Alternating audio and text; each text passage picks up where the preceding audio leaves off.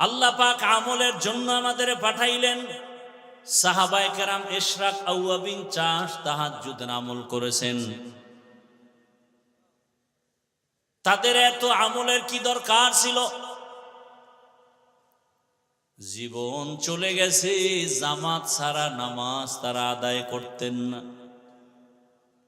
এরে আল্লাহর বান্দারা, ঘরের মধ্যে খানা নাই, খুব খেয়াল করেন। বুঝছি আর বেশি ধৈর্য আপনাদের হবে না, আর আমারও ধৈর্য কম, আমি গুছাই নিয়ে আসতেছি, খেয়াল করেন। সাহাবীর ঘরে খানা নাই, রহমতের নবীর পিছনে নামাজ পড়তে গিয়া সাহাবায়ে কেরাম আযানের আগে মসজিদে হাজির। হঠাৎ করে নজর করে দেখা গেল একজন সাহাবী সবাই সবার আযানের আগে আসে, নামাজের সালাম ফিরাইয়া বসে থাকে, রহমতের নবী বয়ান করবেন, শুনবেন।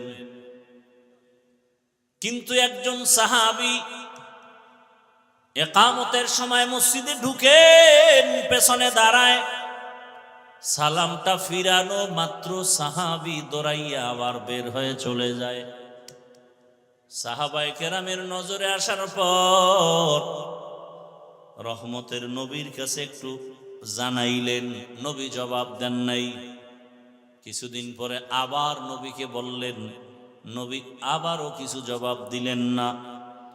কিছুদিন পরে আবার সাহাবায়ে কেরাম যখন বললেন, রহমতের নবী এবার 3 বার শোনার পরে বলে, সাহাবী কোনো বিপদের মধ্যে আছে, চলেন আমরা সহ তার বাড়িতে যাই।